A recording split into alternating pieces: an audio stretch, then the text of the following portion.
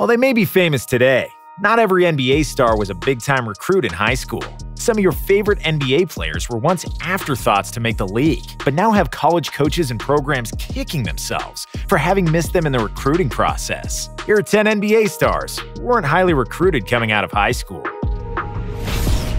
Stephen Curry. Before Steph was revolutionizing the way the game is played with his three-point shooting, he was viewed as nothing more than a three-star recruit and the undersized son of a former NBA player. I don't know if a stiff breeze would have quite blown him over, but he looked like it, said an assistant coach at Davidson who helped recruit Curry. His high school jersey didn't even fit him properly. As his coach said, it hung a little bit loose on him. It kept bouncing and shaking around whenever he was running. Because of how skinny the babyface Steph was, his only offer from a Power 5 school was a walk-on spot at Virginia Tech, the school his dad was a star basketball player for, and his mom played volleyball at, didn't even think he was worthy of a scholarship. Curry wound up going to Davidson, where he set the NCAA freshman season record for most made three-pointers in a season with 122. His sophomore year is when he became a household name thanks to March Madness. He averaged 38 points throughout the tournament and carried his 10-seeded team to the Elite Eight. This incredible tournament performance was a major factor in him being drafted 9th overall by the Warriors. The rest is history, as Curry became known as the greatest shooter to ever play the game. Damian Lillard. Coming out of high school, Dame was a two-star recruit according to Rivals, with only 12 offers, none of which were from Power 5 schools. Lillard's AAU coach was good friends with Weber State's head coach, Randy Ray, so he put the two in contact. We went to watch him play the first game, and I was like, wow, come on now, we can't get this guy. I mean, he's too good, said Ray. Lillard really fell through the cracks, and maybe it was because of his shy personality at the time. Damian was terrible on the phone. He didn't want to talk. He's just quiet. He didn't like all that stuff, said Ray. When looking for a college to play for, Dame wanted to make an impact as a freshman, wanted to trust the people he was playing for, and he wanted to win. So he decided Weber State checked off all of those boxes. Lillard averaged 11.5 points per game as a freshman and 19.9 as a sophomore. He got hurt during his junior year, so he redshirted. As a redshirt junior, he was second in the nation in scoring, averaging 24.5 points per game. He was so underrated and has developed so much that he may be the only reason why you have ever heard of Weber State. Russell Westbrook.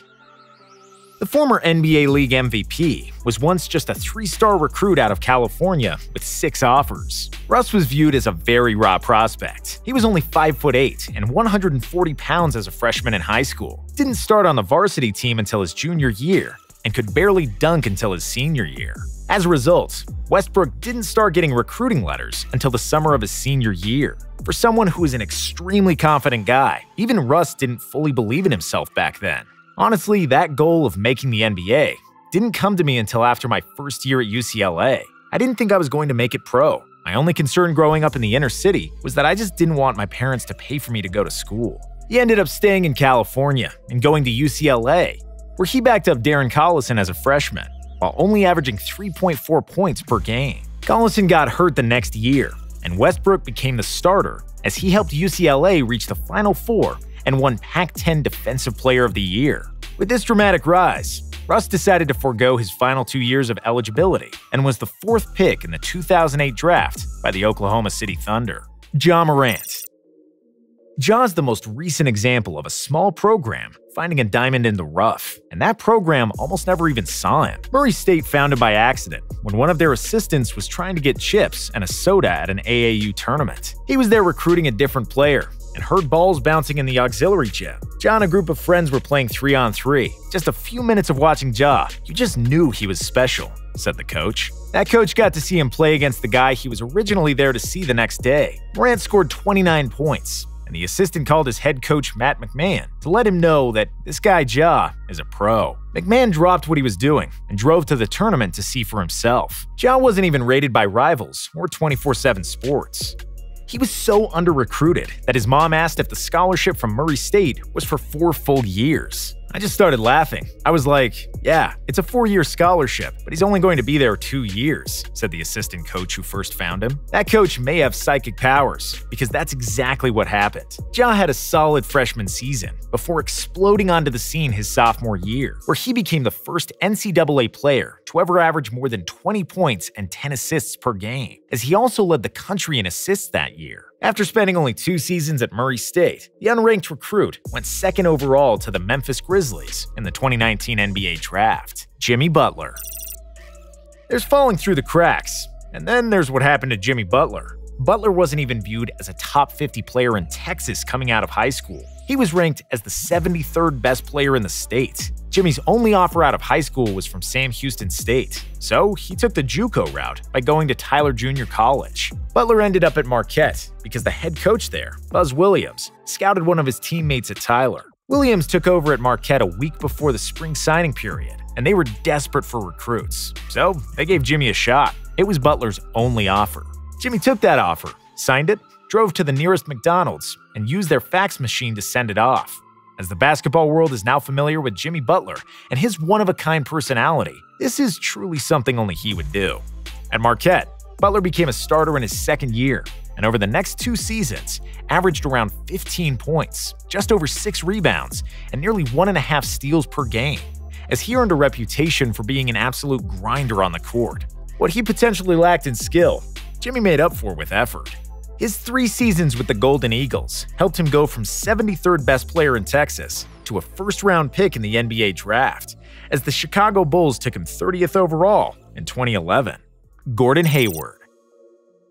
Growing up in Indiana, Hayward was a 3-star recruit with just 3 total offers: Butler, Purdue, and IUPUI. He was actually viewed as a better tennis player in high school, as he was ranked top 10 in the sport for the state of Indiana. Hayward's future coach at Butler, Brad Stevens, reflected on recruiting him by saying, "I was there when he was a puppy, when he was a junior in high school, and he was a good tennis player, and nobody was recruiting him for basketball. And it was like, you think we should offer that guy a scholarship? Nobody's looking at him. Nobody's even in the building." Well, Stevens eventually decided to offer him a scholarship, and Gordon committed months before his senior year so that he could focus on trying to win a tennis state championship. To say things went well for Stevens and Hayward at Butler would be an understatement. In his 2 seasons there, Gordon was first-team All-Conference both times. Most notably, he led the Bulldogs all the way to the NCAA title game his sophomore year, where Butler was inches away from beating Duke. Hayward's missed half-court shot at the buzzer in that game is still one of the most talked-about moments in March Madness history.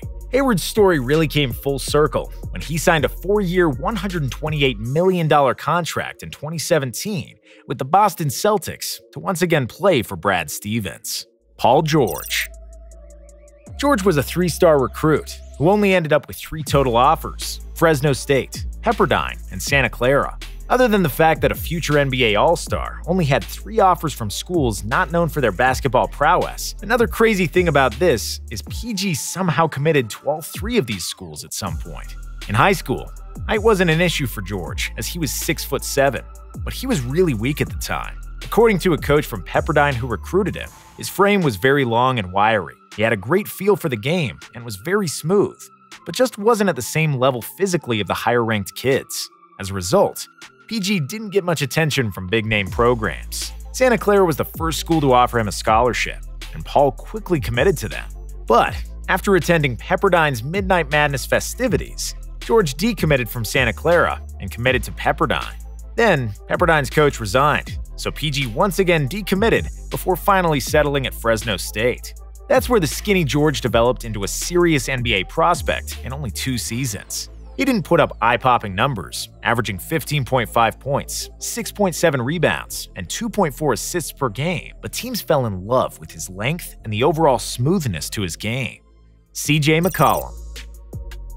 Maybe the Portland Trailblazers backcourt has such great chemistry because they bonded over being grossly underrated coming out of high school. Although, when you see pictures of a young CJ McCollum, you understand why people relate to appreciating his talent. In CJ's own words, he was 5'6", a little chubby, spot-up 3-point shooter. Even by his junior year in high school, McCollum was only 5'11". CJ only ended up receiving one offer, and it was from Lehigh. Lehigh's head coach, Brett Reed, was able to see past McCollum's lack of height. "I saw talent. I saw a real feel for the game, a basketball IQ, and just a smoothness about him that I really valued," said Reed. It's safe to say that things worked out pretty well for Reed, McCollum, and Lehigh. McCollum was a 4-year starter for Reed and led Lehigh to 2 NCAA tournament appearances, including a historic upset over Duke. After winning Conference Player of the Year his junior year, McCollum and his 15th seed squad took on the 2nd seed Blue Devils. CJ scored 30 points that game, as Lehigh became just the 6th ever 15 seed to beat a 2 seed in the NCAA tournament. This performance in game catapulted McCollum into the national spotlight. It played a big role in him becoming the first player from Lehigh to be drafted. Pascal Siakam. While each player on this list did not have a straight path to the NBA whatsoever, Siakam's may have been the most unlikely. Growing up in Cameroon, college coaches were not lining up to see Siakam play. Pascal used a Lukemba Mute camp to earn a scholarship to play basketball in the US at the age of 16. Only a year later, Siakam earned a scholarship to play at New Mexico State, who was the only school to offer him. Pascal was a walking double-double in his 2 years of college ball after sitting out his freshman season with an injury. He averaged 16.6 points and 11.1 rebounds per game as a redshirt freshman, before averaging 20.2 points, 11.6 rebounds, and 2.2 blocks per contest the following season, as he was unanimously named the Western Athletic Conference Player of the Year. In just over 5 years, Pascal went from being unknown in Cameroon to becoming a first-round pick in the NBA draft. Fred VanVleet. Rated 3 stars by Rivals, VanVleet only had 2 offers coming out of high school, Wichita State and Colorado State. When he committed to the Shockers, Fred was rated the number 2 player in the entire state of Illinois, which makes his lack of recruiting attention rather strange. The AAU team VanVleet played for was also doing well at the time, and coaches and opponents often said how he was the hardest player to defend and plan for. His lack of size and elite athleticism must have been holding the big programs back then, because other than that, he was exactly what you look for in a point guard. Either way, Fred went on to have an impressive 4-year career with the Shockers. He was a 3-time AP Honorable Mention All-American, 2-time Missouri Valley Conference Player of the Year, helped him make the Final Four as a freshman, and led his team to an undefeated regular season the following year. Just like high school, VanVleet was underrated coming out of college, and somehow went undrafted. Fred has once again proven his naysayers wrong, though, and excelled at the next level.